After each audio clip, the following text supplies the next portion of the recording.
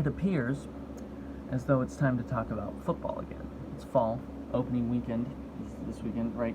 Today is Monday. Titans play tonight. I'm probably going to air this on Wednesday, just so that we understand the schedule, like what's going on.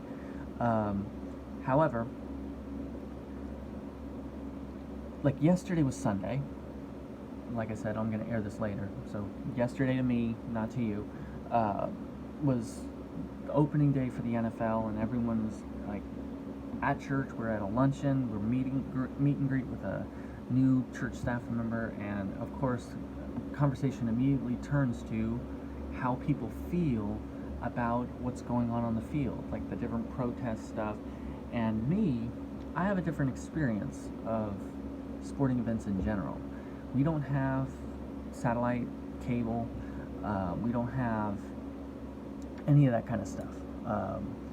Basically, we don't have a lot of the online streaming services either. We have Netflix and Disney Plus. That's it. It's very simple, not a big deal. And quite frankly, we don't even have enough time for that. We don't even have enough time for that stuff. So if like YouTube is broadcasting something live, maybe I'll try to key in, tune in on that. But for the most part, I miss live events. I miss them. I don't have the ability to watch them. I don't mean like, oh, I miss them. Like, I mean, I miss out on them. I don't watch them.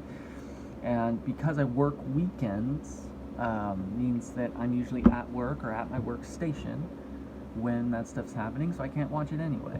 Like, I wouldn't even have the opportunity to, like Super Bowl Sunday or whatever. So, simply, as we're kind of cutting to the chase here, of that, I do watch the highlights. I watch the highlight reels on YouTube, on wherever, and so it cuts out all that stuff. It cuts out all the fluff of the no game plays, and it cuts out the kickoffs, and the point after attempts. Like, it cuts out a lot of that fluff, and so I just see big plays. I see the sacks and the chunk plays and the run backs and stuff like that, safeties. So my experience of the sport is just different than what I think a lot of people are experiencing in general. But all that to get to that people were obviously talking about how like the social justice warrior stuff that's going on, and the I don't know, kneeling during the national anthem, and the all that stuff that people have just been frothed up about for a while. And honestly, I don't care about any of that stuff. If it was on TV now, I would just watch. Like, I don't see why people are so up in arms about this thing. I don't see it as like indicative of some big thing that's happening.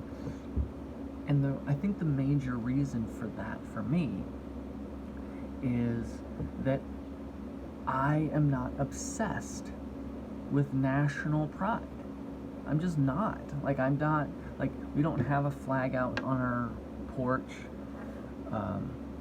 And obviously, like, it is good to be grateful for the freedoms and stuff the United States offers.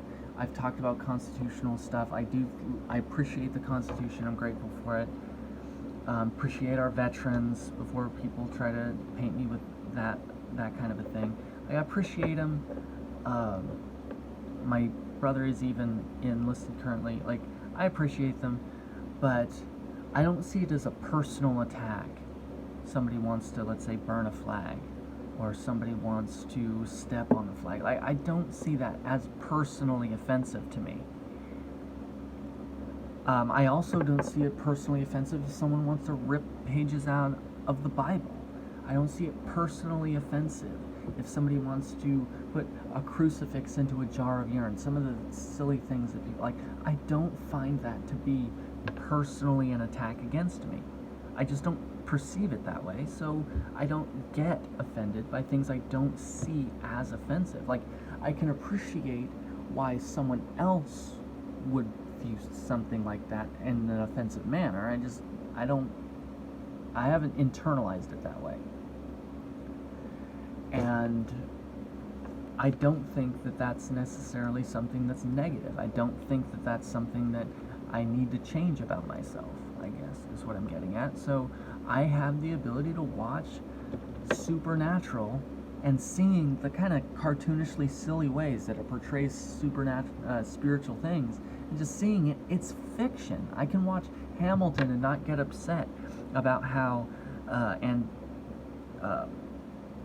what's her name, Angelica, claims to not have brothers when historically she clearly did have at least one. Like, I don't feel the need to nitpick on stuff like that.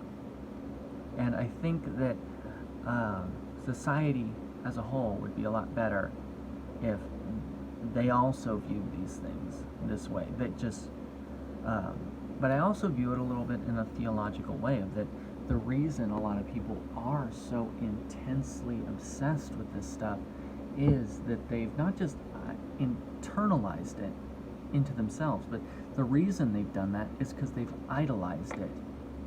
They've built an idol in their heart about patriotism and about nationalism, about whatever their candidate public or their party is. They've built an idol in their heart about that. And that when people step on a flag, when they burn a Bible, when they sit for the national anthem, when they do those things, they're seeing that as a personal attack because the idol is inside their heart. And so when it comes at that symbol, at that idol, it has to penetrate through them to get to it. And that's not spiritually healthy. That's not socially healthy.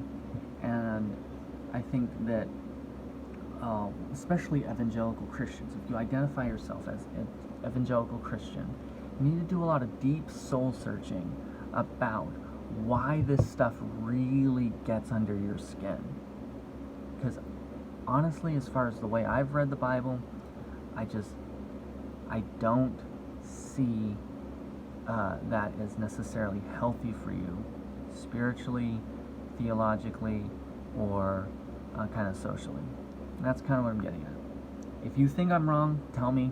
I'm more than happy to listen and to conversate that out, but that's where I'm at.